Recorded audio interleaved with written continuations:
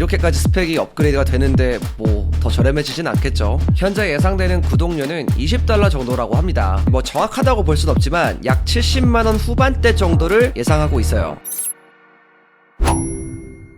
안녕하세요, 별남입니다. 자, 오늘은 테크위크 시간인데요. 이번 시간에는 애플 인텔리전스의 유료화 소식부터 아이폰 SE 4세대 소식, 그리고 아이폰 16의 새로운 컬러 소식까지 가져왔습니다. 정말 다양하게 준비했는데 그럼 어떤 내용들이 있는지 같이 보시죠. 최근에 삼성은 갤럭시 AI, 애플은 애플 인텔리전스를 공개하면서 스마트폰에 AI 기능들이 들어가기 시작했습니다. 애플 인텔리전스는 아직 출시 전이지만 갤럭시 같은 경우는 현재 모든 AI 기능들을 무료로 사용할 수가 있는데요. 그런데 앞으로 삼성과 애플의 일부 고급 AI 기능들은 유료로 제공이 될 거다, 이런 전망이 나왔어요. 최근 나온 소식을 보면 이번 9월 또는 10월에 출시되는 애플 인텔리전스의 프리미엄 기능들은 약 $20 정도의 구독료를 지불해야 이용할 수 있을 거라는 소식이 나왔습니다. 현재 AI 서비스들 중에서 유료와 무료 이 두 가지를 다 제공하는 모델은 챗GPT가 있어요. 챗GPT 플러스 같은 경우는 구독료가 $20, 우리나라 돈으로는 한 29,000원 정도의 구독료를 가지고 있는데요. 물론 구독을 하지 않고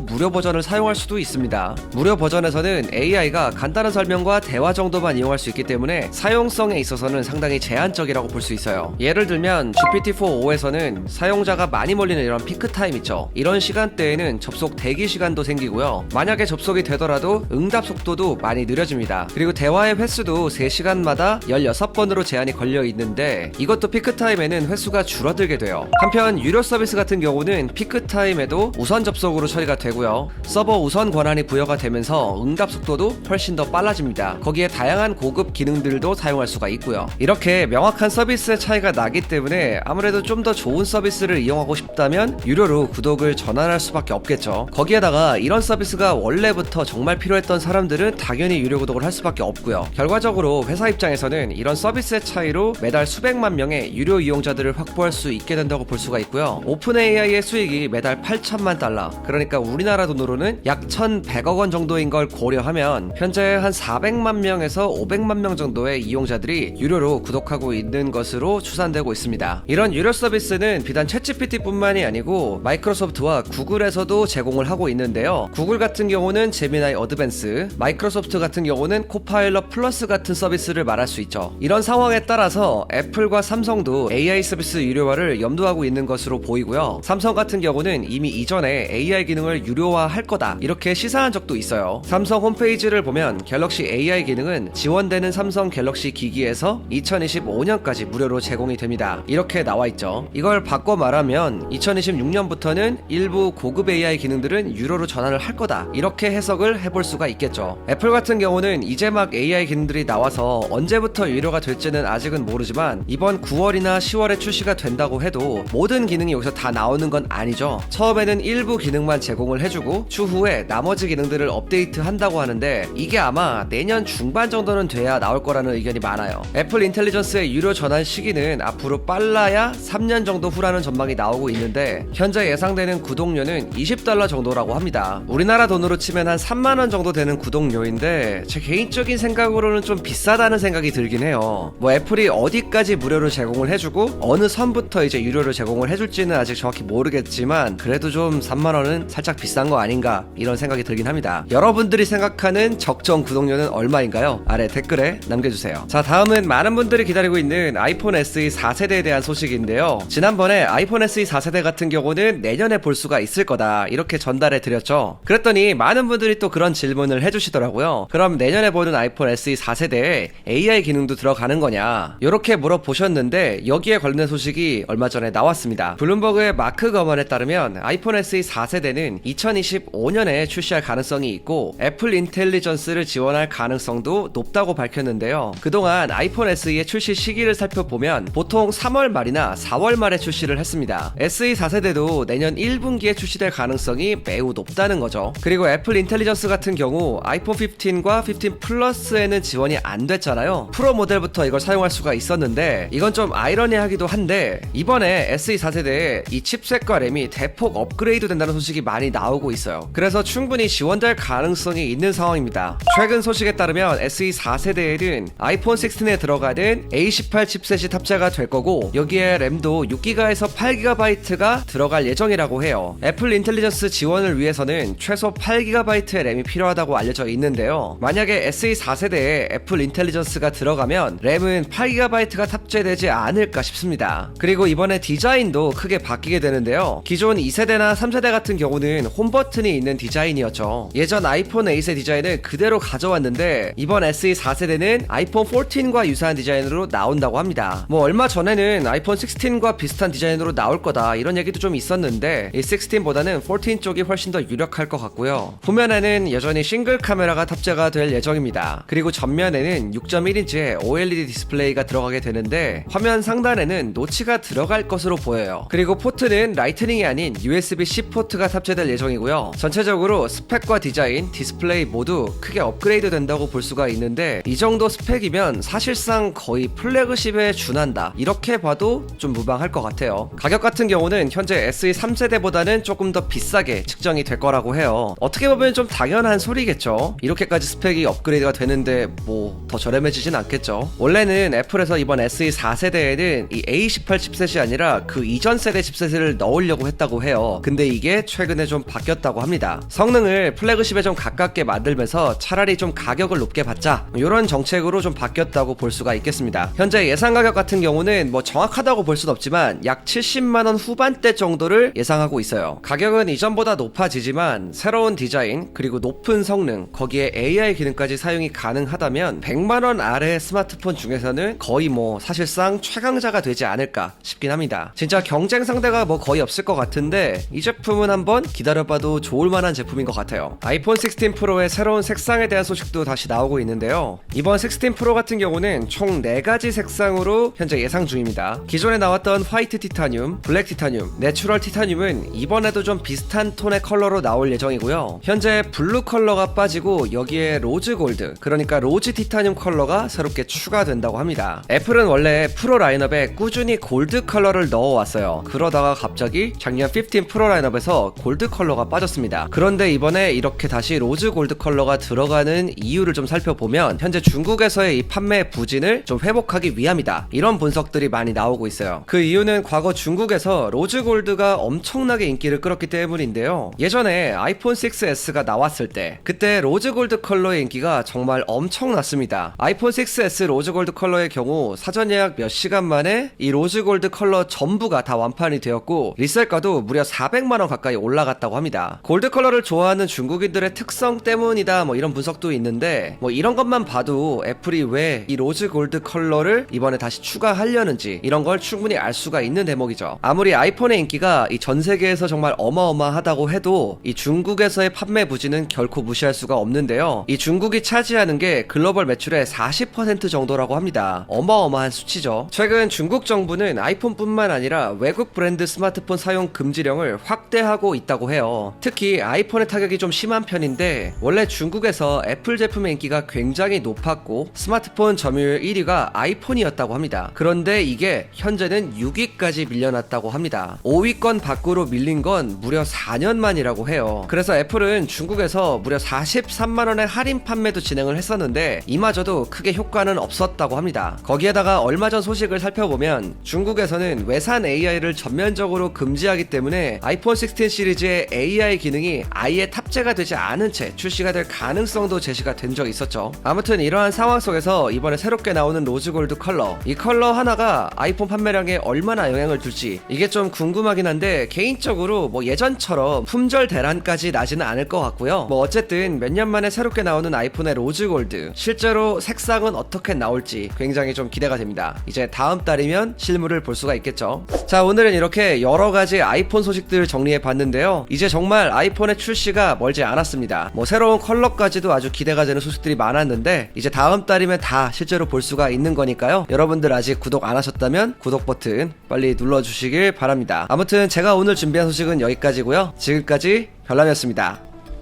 바이.